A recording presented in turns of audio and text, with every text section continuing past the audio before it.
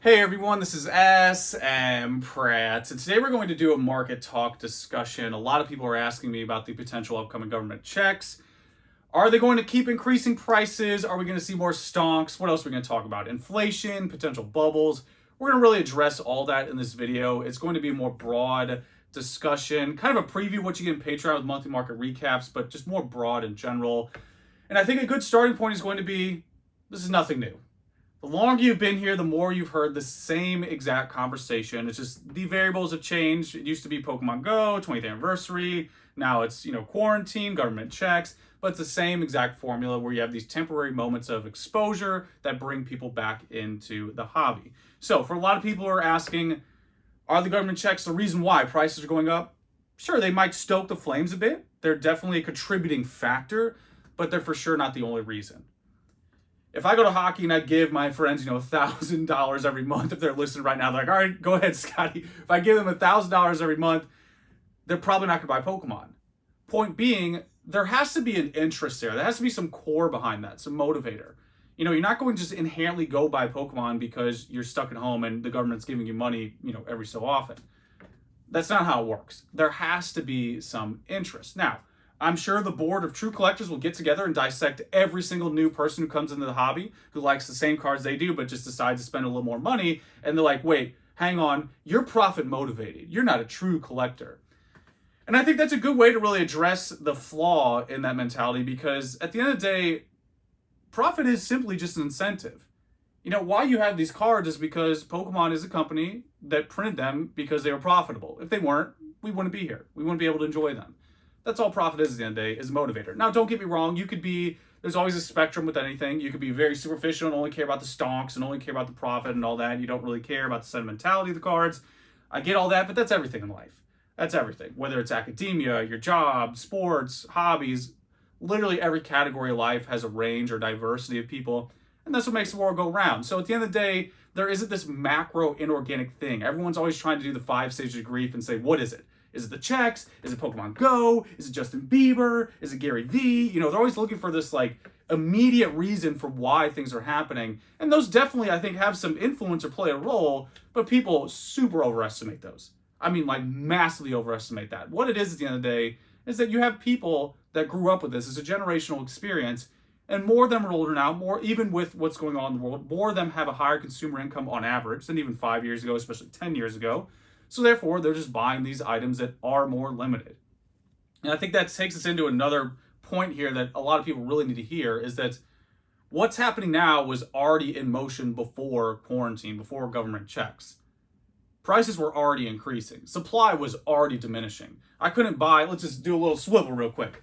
I couldn't buy this Charizard, Master Scroll, King Stonkster back there. I couldn't buy that stuff like I could years before, especially in the condition. Some of that stuff like Master Scroll, please, seriously, find me a sealed copy. I'm not asking you price, just a sealed copy. Seriously, show me one, because I'm always looking. I'm always looking for this stuff all the time. The supply has already diminished in a real way, even before anything happened. Again, all this points to is the process was simply expedited. We just add a little ghost pepper to the mix. It spiced it up very quickly, very fast, very sharp, very potent. But at the end of the day, you already had this thing brewing for a long time. And I think people miss that. This, not only the supply, but another example is, PSA 9 Wotc Holos. I've been talking that for ages in Patreon. It got so boring when I do my overrated, underrated. I'm like, okay, I can't talk about PSA 9 Wotc Holos again and underrated, even though they're just so blatantly wholesale underrated. Let me do a full breakdown for you. Let me give you a full free Patreon just value right here. PSA 9 Wotc Holos were going for $30 to $50 on average. I mean, some really good Wotc Holos. PSA 9, I even got some under 30. And why I'm freaking out about this and why I freaked out for such a long time is that you had cards that were the fully optimized answer at the lowest price, which made no sense. What I mean by that is if I go out and get an ungraded card, I should have my risk reward ratio should be there. So if I pay $20 for an ungraded Wotc Holo, my cost, let's say, is 10 to grade, and we're not even calculating time value, so that's $30 at the end of the day. If I can pay $30 and get that guaranteed 9, where this one's not a guaranteed 9, that makes no sense. The A-pre ratio is way off, because this one should have some room there, some risk reward for me taking that risk, and it didn't. it was actually higher for a lot of them. A lot of them were like 25 light played, something like that. So therefore, buying that already graded 9 a few years ago was just an obvious underrated scenario. And why I'm picking on that one is to showcase that markets aren't all just one thing. You know, everyone gets caught in the big thing of like Charizard or whatever it is, and they get lost in all the nuance.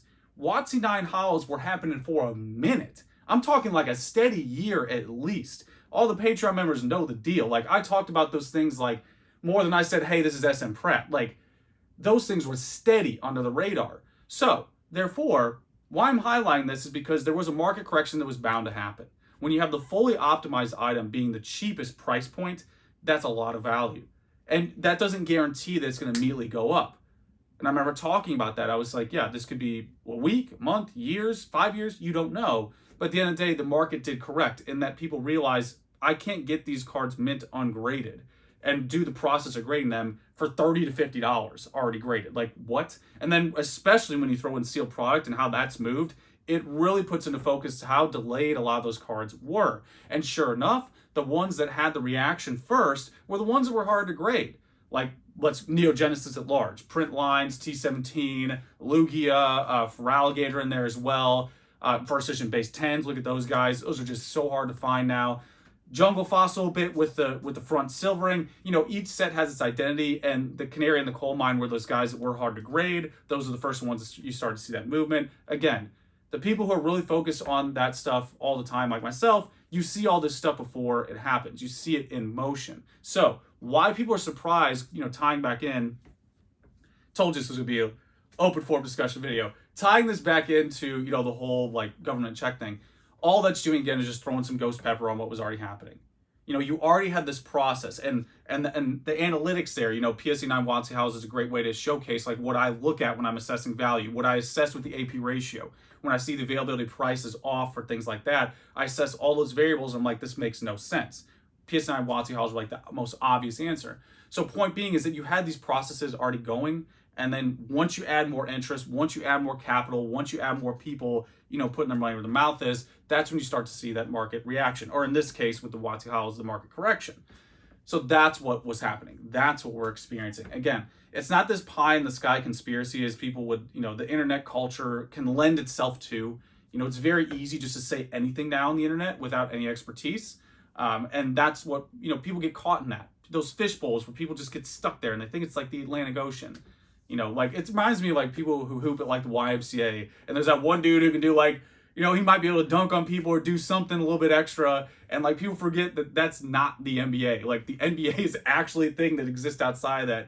You have a lot of that in Pokemon where people are like stuck in these fish bowls with like Atlantic Ocean written on the outside of it, and they don't realize there's actually an ocean out there, you know, with buyers like Gary Vee, and Gary Vee's not alone. He's not the only person. You don't even have to go that high. There's just so many different types of fish in the ecosystem now that are always spending. So that's what's going on at the end of the day. And to reiterate, to talk about inflation a bit, because, you know, I think a lot of people are like, okay, there's so much more money. And I said this before, like there were collectors on E4. Man, there's so many sharp people on E4. When I read these posts, I remember back in February and March when like prices started to go up. Some of these guys were like, I'm actually not selling. You know, everyone's like, stonks, money, like profit. Yeah. And they're like, I'm actually not selling as much. And I'm like, okay, why? Like, what's going on? And, you know, they explain that, you know, inflation is when you have an asset that becomes less valuable, essentially, more common for collectors. We can understand that. People are trading that. They're trading those like in this case, cash. They're trading that for, you know, collectibles, for real estate. Now, I've said this before with people. I have Patreon members who are like in real estate. They have other businesses. Basically, anything that's like a finite item or asset. Look at even card savers. Like card savers that you use for your PSA cards have become, you know, more valuable because it's harder for them to get that stock that they need. So therefore, a lot of people and businesses are having this inverse reaction.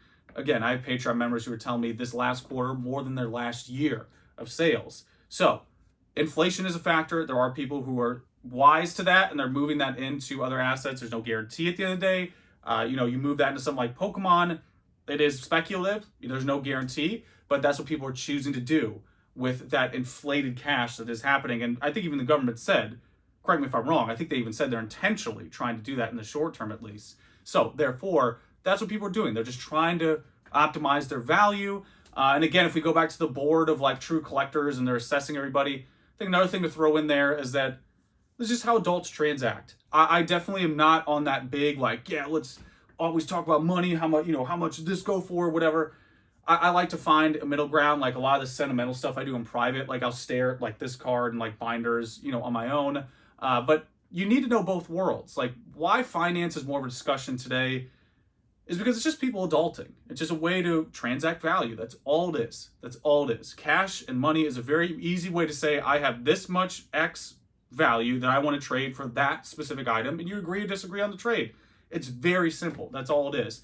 We aren't on the playground anymore trading Lunchables for Charizards. Those days are gone. This is just how adults transact.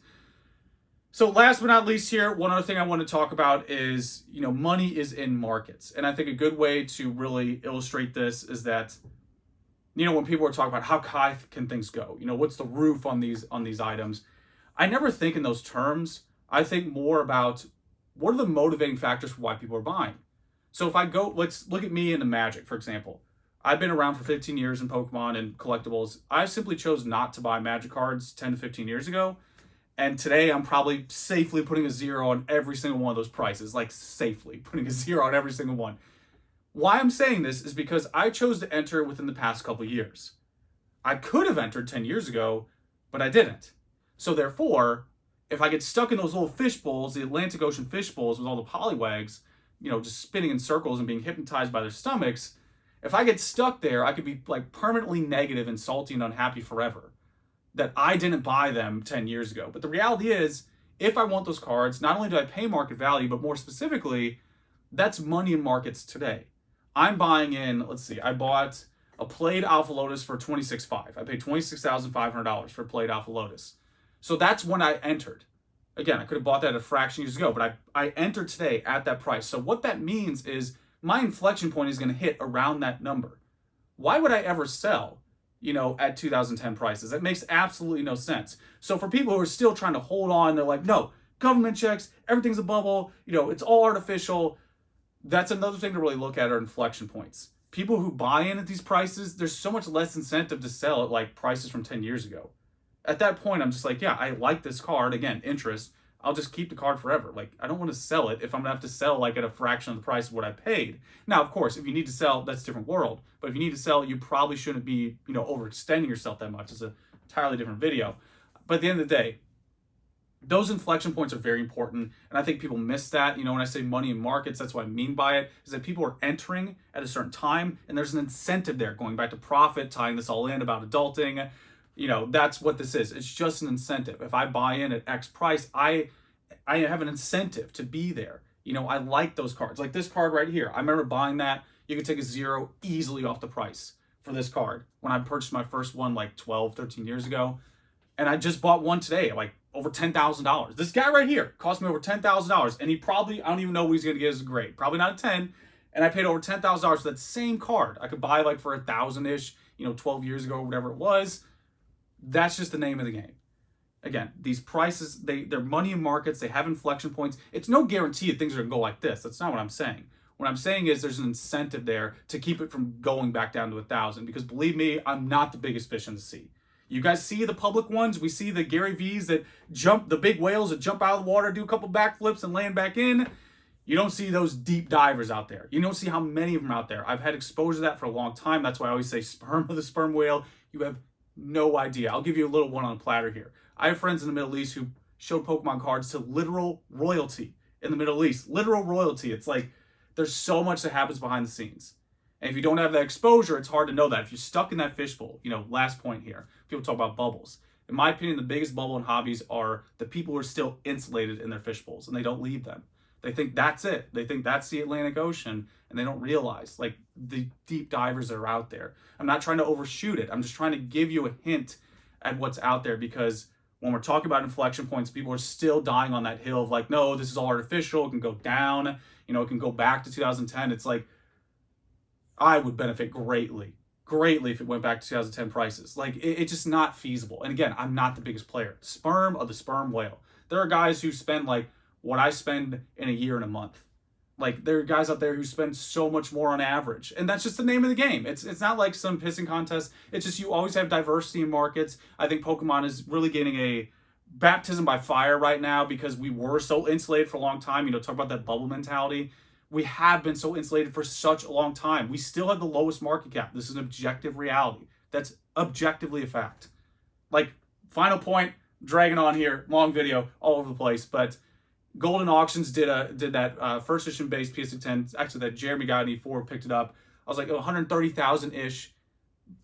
Biggest set in Pokemon, like most popular set. Has the Charizard card, highest grade, 102 cards, 130 ish thousand dollars. Okay, you had a Mike Trout refractor in sports, tripling that price. It was like 300 some thousand dollars.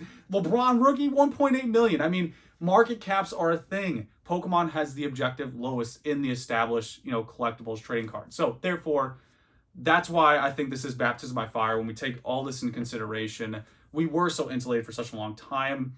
This scenario we're in now with the government checks, being quarantined, things like that, it's definitely, you know, Ghost Pepper, it's definitely expediting that process. But again, you need that interest. I can go to my hockey buddies, give them money, they're never going to buy a Pokemon card no matter what, because they're not interested. So you need that interest. That's why this works. Again, it's not just pie in the sky. It's not all inorganic. And even if it were, in that scenario, even if it were, the people who do have the capital would benefit greatly if prices would go down. It just simply hasn't happened. That doesn't mean they can't go up, down, and have retraces. What I'm saying is they're not going to go down like 2009. That's the point. Of course, there's going to be movement. There always is. That's just how markets work. But there it is, guys. I don't want to carry on. It's been a long time. Gave you a fair warning in the beginning. This is going to be like a discussion type video. I try to pepper these in every once in a while with the like the actual cards, where we actually look and enjoy the things that we enjoy. But hopefully this is useful, and it is kind of a preview of what I do on Patreon. Again, I do Q&As every month, like an hour and a half, sometimes 2 hours, where it's like this, and I do like the very specific, candid monthly market recap where I talk about my sales, purchases, overrated, underrated, just give you an overview of what's going on. So that's it. Hopefully this is useful. You know the deal. Let me know how I feel, and that's pretty much it, guys. Till next time.